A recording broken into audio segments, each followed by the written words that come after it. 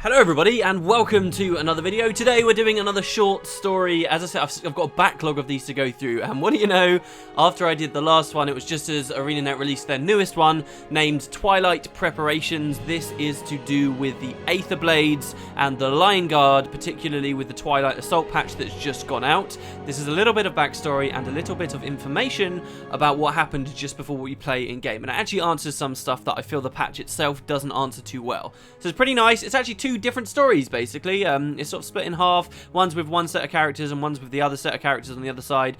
I've got a fair few thoughts on it, which I will give you at the end of the video. So, also, actually, one more thing before we go, and I always do that. I think I'm going to start, and then there's something else I need to explain.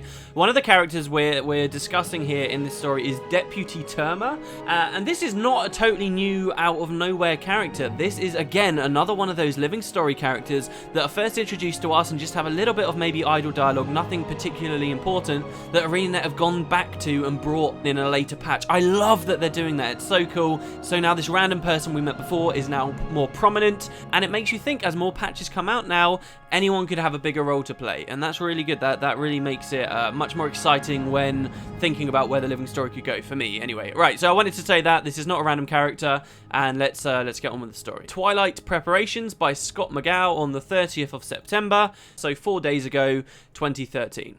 It reads: Deputy Turma recognised the gang of toughs as trouble waiting to happen. The Norn half drew her sword to make sure it wouldn't stick, then slid it back in the scabbard and marched forward. As Turma approached the gang's corner, the one-eyed human woman amongst them jerked her head and muttered, "Heads up, Lion Guard." The rest, all male, followed the woman's gaze. "Who let you out of Holbrack, little girl?" the dark-haired Norn said. "Indeed," said the second. He was blonde and beautiful, but his eyes were cold and glassy. "I usually like him a little smaller, but I would have stayed behind to make an exception for you, darling." "She's a big one, all right," the Char said, swishing his tail. "Nice war paint, officer." He licked his lips as he stared up and down Turma's body, but she knew it was not lust that drove him, but tactics. He was checking her for weapons and gauging if he could draw his first. "It's Deputy," Turma said. Then she yanked her sword out and rammed the pommel into his throat in one smooth motion. The Char gurgled as he collapsed. Turma spun and slapped the human woman down with the flat of her blade. She stiff-armed the dark-haired Norn, knocking him down beside the Char, and then twisted behind the blonde and pressed the edge of her weapon to his throat. "Still waiting to make an exception?" she hissed. "Darling?" The blonde raised his hands in surrender. The rest of the gang quickly followed suit. "We did nothing," the woman said. "Around here, it's not what you do, but what I let you do. Now empty your pockets." "What?" "You heard it. Cough it up, all of you. Crime doesn't pay in Lion's Arch, but criminals do. Make a pile. I won't tell you again." Grumbling, the toughs made a small heap of coins at Turma's feet. She bent and scooped up the booty with practiced hands. As she drew her drawstring purse closed, Turma said, "This is a big city. Find another part of it to haunt. If I see any of you on my beat again, I won't be as gentle. Now get out of my sight." Turma watched them go, pained and muttering, as the sound of Lion Guard boots approached from the opposite direction. "Hey Turma! Captain Magnus wants to see you." She recognised one of Magnus's toadies, but couldn't place the man's name. She nodded and, with her purloined treasure clicking in her purse, marched towards the Lion Guard HQ. As soon as she entered the room, Magnus shouted, "Good! You're here! We've got a line on the aetherblades, and I want someone with a big old mean streak to give them my regards." Turma's jaw clenched at the mention of the Sky Pirates. "With pleasure, sir." "I like that answer. How many friends and colleagues did you lose when they stormed Dragonbash and zapped Theo Ashford?" "Friends, sir?" 7. Colleagues? A lot more." "Then you're probably motivated," Magnus said. "Warden Iden tells us they're setting up in Caledon Forest. I want you to shut them down. Shut them down, round them up, and break whatever they're trying to build. I want them hit hard, and I want it to hurt. You and me both. It'll take some improvisation. The site is still being established, but the security system is up and running. You'll have to think outside the straight and narrow. Magnus smiled sharply. Think you can handle that? I know how much you like to stick to the rules. Turma smiled back just as sharply. I know I can handle it, sir. I just hope they're home when we come calling. So that's the first half of the story, and now we're going to have a split and go to some other characters. Foreman Spurr strode through the aetherblade shipyard in Caledon Forest. Any sky pirates that weren't engrossed in their duties gave this massive char a wide berth. Normally, that would have been enough to make Spurr's day a little brighter, but today there was no time. He found Slick and Sparky just outside the main assembly room.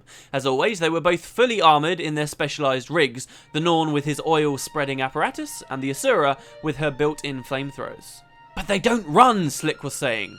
They see what we can do, and they just stand there like we're going to explain things to them. They're plants, Sparky said, not noted for their rapid response time. We've got trouble, Spurr said. Scarlet trouble.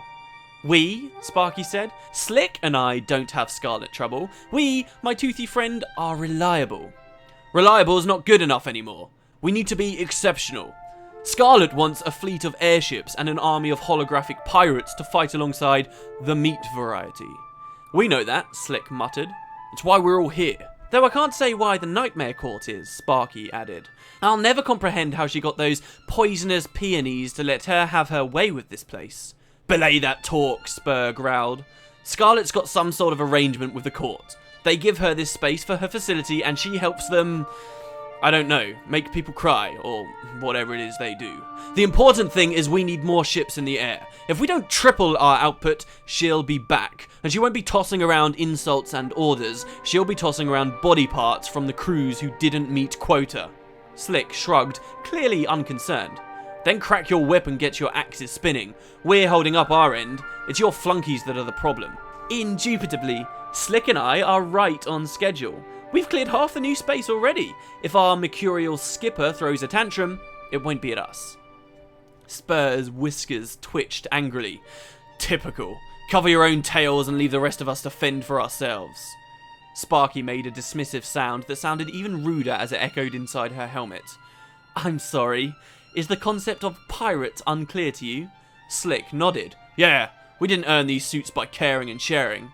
Sparky rose to her full height and glared defiantly up at Spurr. Anything else? Yeah, Spurr said. My flunkies need Ferndog backwards cleared before sunup. They can't work if they don't have the space. Creating space is your job. Which we do very well, Sparky said breezily, and on schedule. The schedule's been shortened, Spurr said, and I need to hear you two acknowledge that.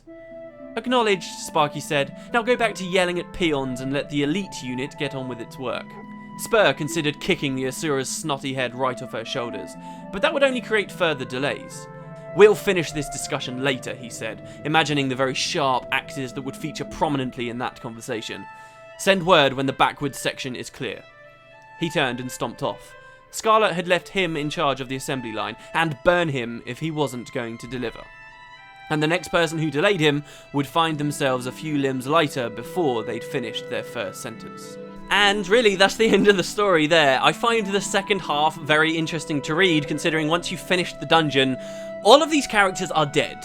It's like, they feel more like characters, right? Because we get this bit of a story to do with them. They have a little bit of history, and then we, the player characters, just walk in and like, lol, bang, bang, bang. And yeah, they're kind of difficult fights, right? Or can be, depending on your comp, but we just go through and kill them. And that's the end. And I quite like that perspective on this, especially after having played the dungeon. But I guess the more pessimistic view on that then would also be, oh, this was a bit of a waste. Why have we got this story about just these random bosses that we end up killing? But I kind of like it, and I kind of like that, we get this bit more of an insight into the aetherblades without having like a good guy in the picture kind of thing. It is just aetherblades talking to aetherblades here. It humanizes them a little bit more, I suppose. It makes them feel like much more of a real faction. The whole thing with the aetherblades is they popped up out of nowhere, right? And their motivations haven't been entirely clear the whole time. And this kind of helps to alleviate that a little bit, makes them feel more real. So I do appreciate that. That said, we obviously don't, even though we get a little bit of perspective there with this conversation, we don't get too much insight into why they're doing what they're doing, except for the fact that it's just sort of being intimidated. And this is something that comes through the dungeon as well. They really seem to be pushing this idea that they're not working with Scarlet because there's loads of loot necessarily, but also because Scarlet is just really intimidating. working. What's their primary motivator here? Not that they're going to get the work done so that they can be rulers of Tyria or whatever. It's because Scarlet is just like intimidating them and threatening them, and they don't all want to get killed. And that's another interesting perspective to put on these guys, that they have just been bullied and intimidated into this work, but they're sort of okay with it because that's just the pirate way. And I think that sort of fits a little bit. I would like to hear, particularly the next big thing I want to know about the aetherblades is the circumstances of their arrival. Are they really from just regular Tyria, or did Scarlet bring them in from somewhere else, as these, you know, more elaborate and interesting theories would say? Or were they just sort of hiding somewhere, not on like Tyria the continent, but from elsewhere, and Scarlet brought them on? We just don't know where they came from, really. But anyway, yeah, there's this idea that Scarlet is trying to ramp up, trying to build for some big attack or some big event somehow. We, the player characters, then went into the dungeon and stopped her dead in her tracks. And this is what I think this story does quite well, particularly the second half of the story. It explains really what they were doing there, right? The main purpose of the facility is to build these holographic, basically robots that can fight for the aetherblades, and also to just build a lot more airships. In-game, yes, I mean, it's pretty obvious that that's the stuff they're building, but there's no really clear indicator that that is their only purpose for the facility, and there's no real explanation for why they're working with, within proximity at least, of the Nightmare Court. It's just, oh, there's a facility and we're going to blow it up. I think it's much clearer once you've read this story that, yeah, that really is the whole puzzle here. That's the whole story. It's just a facility to build lots of airships, and it's been destroyed. There's nothing more going on there, except maybe, you know, experiments to build this clock heart thing. So this, I feel like this story is quite nice because it does sort of sum that up and make it quite clear what all of this patch was about and why they built a base, but not necessarily where they built it. And the question of what Scarlet is doing for the Nightmare Court has not been answered, right? This was presumably a trade of some kind. Nightmare Court let her hide a giant facility where they are, which is relatively safe, or so they thought, and in return Scarlet does what for the Nightmare Court? And is that really to the benefit of the Nightmare Court, or is this just a part of Scarlet's larger play? And I think that's what the next few patches eventually will start to dive into for us. Alright, going to the first half, the first section of the story to do with Deputy Turma, who I explained was already a character, and I really like that she's come forward in a bigger way here, because you can now look, oh, she was there on South Sun Cove, and she had all this information at South Sun. That's really cool to now see that she's got this something extra going on with her. I think there's a lot less to say about the first half, but it feels like a more important section of the story because this is dealing with characters that are still relevant, right? All these characters aren't dead at the moment. We get a nice mention of Captain Magnus. Again, Magnus keeps popping up. I love that about him in the living story, but he's never like directly involved, which is just like what a big boss man should feel like to me.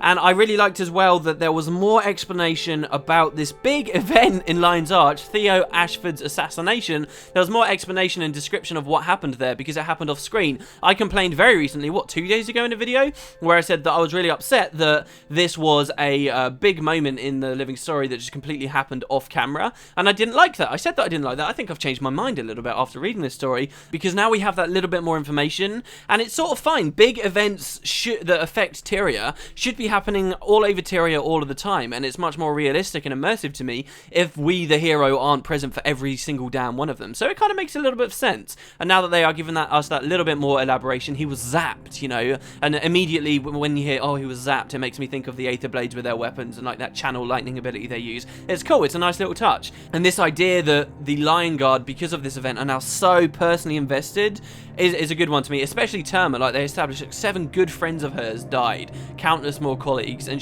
there is a real personal motivation there. So they're working on that. These aren't just sort of characters and NPCs being slung around for no reason, just because they need NPCs. These are characters that have real motivations, and I liked that this first half of the story demonstrated that. Also, she's got a bit of personality. She's really rough, you know. She was stealing basically money that had been stolen from other people, and presumably she's going to keep it for herself. She put it in her purse, right, when she was stealing from these thugs. I like that. I also, in my mind's eye, this bit in the story where she was beating up the thugs, it makes me think, and the fact it was Lion's Arch, it makes me think of that cave in the top left of Lion's Arch that always makes me think of Pirates of the Caribbean in turn. It makes me sort of think that this happened in that area, but it's probably untrue. But I like that, you know, a bit of street justice in Lion's Arch. It was cool to have a bit more insight into the life of the Lion Guard at Lion's Arch and exactly what they do. The Lion Guard as well, don't forget guys, they don't necessarily just police Lion's Arch, but there is a huge network of roads around Tyria, the Lion's Road. A lot of the havens that you see in all the maps, in particularly low-level areas, these are all a part of the Lion's Road, and you find Lion Guard there too. I'd love to see a story at some point about, you know, the life of a Lion Guard out in one of these remote havens, one of these remote posts, and something in particular that could be happening. That would be very cool. Aside from that, I don't have too many other thoughts. It's a pretty straight up story. I did notice, again, another typo. I feel like I almost shouldn't mention typos because I don't really care about them that much, but people will be getting on it. There's a pretty funny typo right near the start, actually. Who you let you out of Holbrack, little girl. There's an extra you in there. So I hope it's Arena aren't under too much pressure to sort of rush these out and this stuff just gets missed. But I really do think it's worth it that they're putting these out, and I'm continuing to enjoy the short stories. That's about it, guys, though. Thank you very much for listening. Hope you enjoyed this short story. Hope I gave you a little bit more info about what was going on here.